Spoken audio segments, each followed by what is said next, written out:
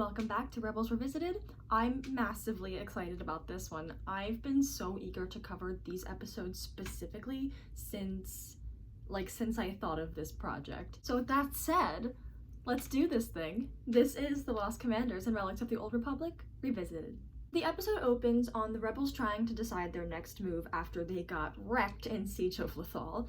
The first thing that jumps out to me is Kanan. Hera is saying that they need to find a base with tactical advantages, and Kanan is just not having that kind of talk. He jumps in, a bit agitated, like, or we could aid the nearby systems being oppressed by the Empire. He's still resisting the rebellion and the war, which is a really great setup for him in this two-parter. Then Ahsoka vaguely introduces Rex, saying she knows a great military commander who could help them. Hearing that and knowing where the episode goes feels exhilarating every time. And then there's also like this element of like, after all these years apart, after losing contact with her old friend, Ahsoka's finally going out of her way to get Rex back now. And like, I'm going to scream. So then we get to Sealos. The boys! No matter how many times I watch this, I'm always overcome with the feeling of seeing old friends again after a long time. It's so emotional for me, you know, like seeing the clones in another story. Like, if you know me, you know that I love clones so much. And it's so good to see them again. Especially Rex. Now, the way this first interaction starts is quite interesting. So, Kanan ignites his lightsaber the second he realizes they're clones. Wolf thinks a vengeful Jedi has come to attack them and he starts shooting. Gregor takes his gun out as well, and Rex is the one to hold them off. He's the only one who doesn't have a hostile reaction towards these newcomers. Rex has such an incredible capacity for compassion, you know, and that's always been a core part of his character. Like, he cares about people. He cares about them so much. So he's the one here to try and calm down his brothers. But at the same time, it immediately clicks with him why a Jedi might be acting so hostile upon seeing clones. So he's being considerate to Kanan too. Now, out of the clones, Wolf is particularly hostile. A part of him still perceives Jedi as a threat. Even if he doesn't perceive them as like, you know, like traitors to the Republic, he still sees Jedi as a threat in some capacity. And that leads me to speculate that he didn't get his chip removed until sometime after the Jedi Purge. So now this is one way that we see a character's trauma come to the surface in this episode. You know, Wolf has trouble separating himself from the terrible reality of that experience. A part of him is still loyal to the Empire that was born out of the Republic, and a part of him loses the truth of what Order 66 really was. I really like how Rex diffuses the situation. But he's a Jedi! A Jedi! I know, but they weren't the ones that betrayed us. Remember, Wolf. Remember? Rex says, I know. You know, he makes him feel understood. And he's as firm as he needs to be with Wolf, but he softens too. And it's just watching Rex deal with Wolf here, it's so clear that Rex really takes care of his fellow clones, you know? These guys are all he's got, and you can tell he loves them. Yo, this part! Actually, my name is Rex, Captain, 501st Clone Battalion. That moment hits me every time. Again, it's like seeing an old friend after a long time. No matter how many times I watch it, it feels good. Also, his reaction to hearing Ahsoka's name. Ahsoka Tano. I fought by her side from the Battle of Christophsis to the Siege of Mandalore. Yes, I'm going to cry. When he's like, I fought with her from the Battle of Christophsis to the Siege of Mandalore, it makes me so emotional. Like, it's always been them. They went through it all together. From the very beginning to the very end, it was them. They saw the whole Clone Wars through. It was always them. Okay, Rex has this line where he says that the Empire ruled that the clones served their purpose and retired them. That's so sad. Like, okay, they made the clones. They produced a whole army of clones. Like, they just went and grew all of these genuine people, you know? Like, they were not brainless droids. They had minds and souls and personalities and names, and they created these human beings just to send them off to war. And, you know, these human beings suffered so much, like, loss and so many atrocities, and they were, like, built to do that, but they're still human beings, you know? And the Republic, you know, but the Empire that was born out of the Republic, you know, because Palpatine is at the head of all this, just bent these clones to their will and exploited them, and then just, like, cast them aside? Just decided they weren't useful and just cast them aside? Like, shoot. And now we start to see that Kanan is really going through it. He's hanging at the back of the group. He leaves the room as soon as he can. Look at the way he's standing there and sulking. Now the next scene is one of my favorites, just for the emotional space it allows Kanan. This is some of my favorite character work on the series. Ezra confronts Kanan about how he doesn't trust the clones, and Kanan is super guarded and irritable. He's too distressed to be in mentor mode right now. It's like he's back being a hurt child all over again, like he's sent right back to Order 66. He snaps at Ezra, "You weren't there, you weren't even born." Good communication, like, kind of goes out the window. Like, healthy behavior isn't coming naturally. He's been triggered, yeah? And he's not having a good time. Like, he literally says, "I don't feel like discussing it." And usually Kanan is not one to shut down a discussion like this, but he does open up. And it is some of Freddie Prinze Jr.'s finest work on the show. Listen to this. It was at the end of the war. Our fellow soldiers, the clones, the ones we Jedi fought side by side with, suddenly turned and betrayed us. I watched them kill my master. She fought beside them for years, and they gunned her down in a second. Then came for me. Later they said they had chips in their heads that made them do it. Said they had no choice. Kanan never, like, shows that much emotion, and getting such a vulnerable look at him here is overwhelming for me, honestly, but I am so glad the show gave him that space to be so expressive and emotional. And they should, because Kanan's Order 66 experience was so awful. For one thing, it was only his third mission, you know, he was super green. He didn't even internalize the fact that the war was serious and brutal until being scarred by his previous mission, and then he just went right to the Jedi Purge. He watched his master kill his friends. He killed his friends himself. Balaba's death happened completely before his eyes, and it was brutal. Troopers went in and opened fire on her once they already shot her down. You look at the drawings and you can see, like, all this blood, and, like, I do not want to know what that corpse looked like. I do not want to know what poor young Caleb's eyes were seeing there. So, like, yeah, let us hear his voice break as he struggles to tell his story. Let us hear it. And now Rex's oft-debated line, "I didn't betray my Jedi." I don't think this line has to be taken as literally as people have been taking it. Now, I will say, as far as Rex is concerned, he chose as much as he could to resist the Order. It's engraved into all of our memories. The shaking blasters, the tears streaming down his face, the plea to find fives. He fought as hard as he could to resist, and we didn't see that from anyone else. He knew something was wrong. That was all him, right? And he's the one who led Ahsoka to finding out about the chip. So I would say he did make a choice right there not to betray his Jedi while he still had a grip on himself, setting the ball in motion to stop himself from fully submitting to the Order, knowing, or at least hoping, that Ahsoka would be able to finish what he could not. But also, like, in an even less literal way, maybe telling himself that is a way that he copes. Loyalty was so important to him, and so was Ahsoka. So that's, like, one of the worst case scenarios for Rex, right? I wouldn't be surprised if he was able to live with what happened by telling himself that he made choices to resist the Order and therefore didn't betray his Jedi. Dave Filoni himself says it shouldn't be taken literally. Now, I've had this analysis written for quite some time, and I was doing the finishing touches on the script at like 3 a.m. one morning. And I came across an incredibly validating quote from Dave Filoni. So let's take a look at this. It's from a Nerdist interview that he did about the end of the Clone Wars. "I think Rex bears it for a long time.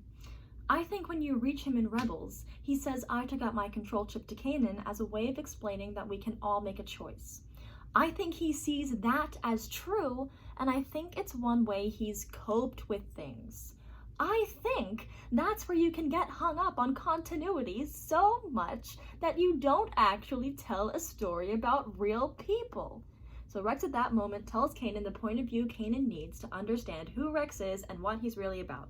Dave then goes on to say that Rex and Kanan probably had a moment later down the line where they get more into the truth of the matter, but it wasn't necessary for that moment, and Kanan didn't have to know everything about Rex at that time. So I think that can be finally laid to rest. Not everything is literal, you guys. Things are more complicated than that. And I'm glad that Rex gets this moment to himself where he's not like extending himself to other people, you know, like he's not trying to calm down Wolf, he's not trying to provide understanding to Kanan, he just gets this moment to snarl, we all have a choice. Because you know what? Dealing with Kanan like this is pretty unfair to him. You know, it's unfair that he has to earn Kanan's trust when he feels just as betrayed as any Jedi, and also carries a ton of trauma as well. Losing his brothers, both literally and emotionally, having to fight them, the ship going down and every one of them dying, making individual graves for everyone they could recover, the decisions he made, the tears he shed, and he just has to live with all that? At the same time, this is also pretty unfair to Kanan as well, because he was put into this triggering situation without really knowing what he was getting into. And as I've said before, this is his deepest trauma. This is his most tender wound, and it still affects him to this day. And it's the conflicting trauma, you guys. And there's so much of it in this episode. This is literally some of my favorite character work in the entire series. Just the way the episode shows how the war sticks with every single character who was in it, and also shows how those experiences conflict. Like, the clones have a different relationship to the war than Kanan does. Kanan doesn't have the capacity to recall anything about the war, period, and especially not in a positive light. Every memory is tainted by the negative things that he experienced. But the clones can still look back on the war and fondly recall stories of battles or their Jedi and all that, despite witnessing atrocities as well. It kind of makes sense that the clones can have that relationship to the war, and it reminds me of what was talked about in Shattered, when Rex says that the clones know no other way besides war, and it creates internal conflict because while war isn't exactly a good thing, they wouldn't exist without it. So the clones' existence is sort of like shaped or molded by the war in a different way than Kanan's is. Because, like, you know, they wouldn't exist without it, and being a soldier is in their DNA. And we really see that in the hunting sequence. Rex refers to hunting as a battle. You know, they all continue to function as if they are in a battle, because there are no clones without war. So, over to Rex, you guys. When Rex says, "A great Jedi once told me the best leaders lead by example." Any and all instances of clones fondly recalling their Jedi is grounds for me having a meltdown. And I love how we refer to them as their Jedi. How Rex refers to Anakin and Ahsoka as my Jedi. Like, just the fact that that's the terminology we use, you know? The relationship between clones and Jedi makes me extremely emotional. Like, it's that combination of, like, shared hard experiences and intense loyalty and, like, love that just sets me off. Also, can we talk about Rex's relationship to Ezra? It's so sweet. He takes Ezra in right away. He talks to him so fondly right off the bat. Like, he became a grandpa in a second. He's so good to Ezra, you know? Like, he says that lead by example quote, and he tells Ezra, "You do that well." And it's so kind of him to take a moment to commend Ezra, even having barely met him. I think Rex immediately gravitates towards Ezra because he, you know, consciously or subconsciously sees Anakin and Ahsoka in him. And I think he's drawn to Ezra and wants to take him under his wing because of that. It's like a second chance at everything he lost. So Rex says about Kanan, "I don't think he likes me or ever will. Can't say I blame him. The war left its scars on all of us." And he's not bitter about it, and he's not holding it against Kanan, and it's just the fact that Rex has the emotional capacity to say that he can extend that understanding to Kanan despite everything he personally went through, it's so telling of his character. And then there's this absolute killer of a line. After the war, I questioned the point of the whole thing. All those men died. And for what? It always surprises me how well the final arc of the Clone Wars ties into this two-parter. Like, that arc was planned out at this point, even if no one thought it would ever be made, and it's definitely clear that the planned arc informed this episode. Ezra responds to Rex's "and for what" with, I guess, what they thought was right. And we don't get to hear if Rex responds to that. Because if Rex is picturing this, you know, this, then no. Those men did not die for what they thought was right. The inclusion of Ezra in this situation is really interesting, you know? He's a bright-eyed perspective right in the middle of all these old scars. And he doesn't have the experience to understand what Kanan and the clones went through at all. But maybe that's for the best. Maybe they need Ezra's bright and fresh presence to put things into perspective. So then the episode ends with the reveal that Wolf reported the rebels to the Empire, but he just did it to protect his friends. He just wants to protect his pack. I'm gonna cry. And then, the way Rex says this line... The war is over. We are free men. We can't live under the fear of the Empire for the rest of our lives, Wolf. That's not freedom. And then the image we're left with. Okay, so Rex shoots the probe droid, proving that he's loyal to the Ghost Crew. But Kanan isn't ready to trust him just yet despite it. And he just turns and walks away. So now, Relics of the Old Republic. Honestly, I don't have too much to say that wasn't already said, but let's see what I've got. Oh, so Rex says, "Our war's over, kid. Don't much care to get mixed up in another." Just like Kanan. They're really all traumatized. Oh, I never commented on the Zeb and Gregor friendship, but I love the Zeb and Gregor friendship. Okay, so the big thing that happens here is the Empire comes and attacks them. God, it's so good to see the boys in action again. Let's acknowledge this line. The general I fought with was among the greatest of the Jedi.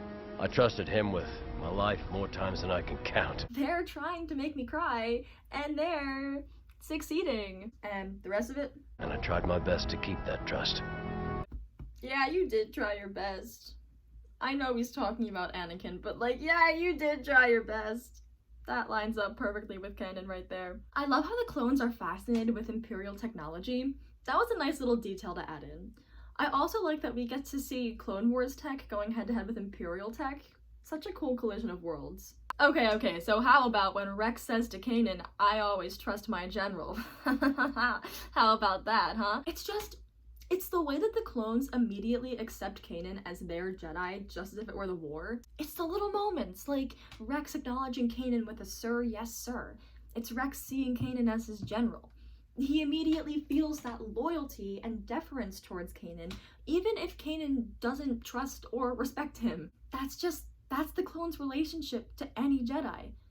And it's like, even with Order 66, that never changed. Like, once they break from the control of the chip, that still doesn't change. That's something that remains with them. And they haven't had a Jedi in so long. So then, the Ghost Crew goes to leave and the Imperials crack down hard on the clones, and it's just exhilarating to see them in action again, you know? They fall right into step. They're like, if we die, we go out like true clones, and oh my god.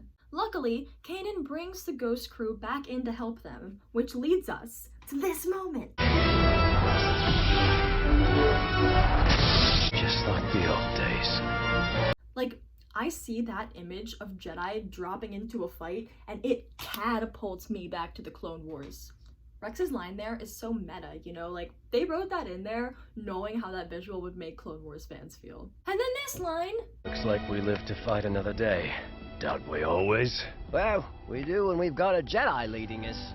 First of all, the boys and their camaraderie has me reaching the verge of tears.